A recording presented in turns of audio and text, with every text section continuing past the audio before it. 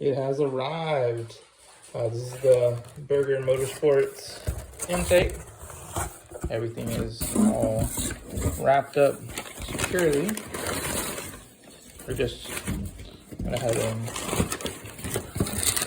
cut the wrapping off of here. I went with the blue, so I've got the blue filter.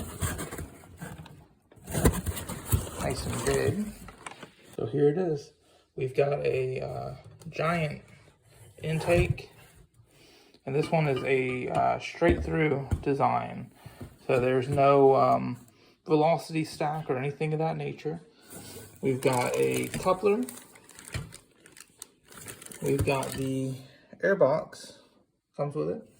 All the hardware is in there. And then I went with the blue giant filter. So I'm gonna go ahead and get this thing installed. It says it only takes about 20 minutes. So I'm assuming probably will take just about that to get this thing put together. Won't take very long. And then I'll let you guys know the results.